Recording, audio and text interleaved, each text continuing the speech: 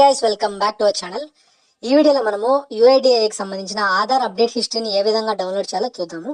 So ముందుగా గూగుల్లో UIDA అని ఎంటర్ చేయాలి. సో యూఐడిఏ అంటే ఆధార్కి సంబంధించిన మెయింటైన్ చేసే ఒక అథారిటీ అనమాట. దానికి సంబంధించిన అఫీషియల్ సెట్ అనేది ఓపెన్ అవుతుంది. సో ఇక్కడ మనకి డిఫరెంట్ లాంగ్వేజెస్ ఉంటాయి. మనకు కావాల్సిన లాంగ్వేజ్ సెలెక్ట్ చేసుకొని మనం ఎంటర్ అవ్వాలి. సో ఎంటర్ అయ్యాక మనకి ఇక్కడ ఆధార్ అప్డేట్ హిస్టరీ అని అప్డేట్ ఆధార్ అనే ఆప్షన్ కింద ఆధార్ అప్డేట్ హిస్టరీ అని ఉంటుంది. దాని మీద క్లిక్ చేయాలి.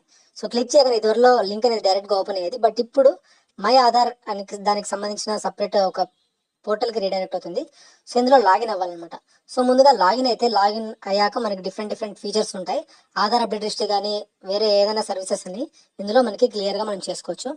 సో ముందుగా ఆధార్ నంబర్ ఇవ్వాలి. ఆధార్ నంబర్ ఎంటర్ చేశాక క్యాప్చా వెరిఫికేషన్ చేయాల్సి ఉంటుంది. సో చేశాక సెండ్ ఓటీపీ మీద క్లిక్ చేస్తే ఓటీపీ జనరేషన్ సక్సెస్ఫుల్ అని రావాలి. అలా వస్తే మాత్రమే మనకి ఓపెన్ అవుతుంది అనమాట.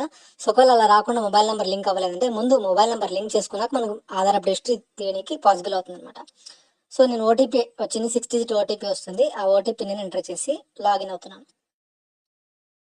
సో ఈ విధంగా లాగిన్ అవుతున్నాం. సో లాగిన్ అయ్యాక మనం ఆధార్ కార్డ్ డౌన్లోడ్ చేసుకోవచ్చు. డిఫరెంట్ సర్వీసెస్ అన్ని అవైలబుల్ ఉంటాయి. ఇప్పుడు మనకు కావాల్సింది ఆధార్ అప్డేట్ హిస్టరీ కాబట్టి ఇక్కడ లాస్ట్లో ఆధార్ అప్డేట్ హిస్టరీ అని ఒక ఆప్షన్ ఉంటుంది. దాని మీద క్లిక్ చేయాలి. సో ఈ ఆరో మార్క్ మీద క్లిక్ చేయగానే ఆధార్ అప్డేట్ హిస్టరీ అనేది కొంచెం లోడ్ అవుతుంది. సో లోడ్ అయ్యాక మనం ఏదైతే ఆధార్ అప్డేట్ చేసి ఉంటామో ఆ డీటెయిల్స్ అన్ని యాజ్ ఆఫ్ 2 days డేట్ అనమాట. సో మనం ఏ రోజైతే మనం అప్డేట్ హిస్టరీ రిక్వెస్ట్ చేస్తామో ఆ రోజుకి ఎన్ని అప్డేట్స్ చేస్తామో ఆ డీటెయిల్స్ అన్ని మనకి ఈ విధంగా క్లియర్గా కనిపిస్తుంది. సో దీన్ని మనము కంట్రోల్ పీ చేసి పీడిఎఫ్ లాగానే సేవ్ చేసుకోవచ్చు, లేదా మనం ప్రింట్ అనేది తీసుకొని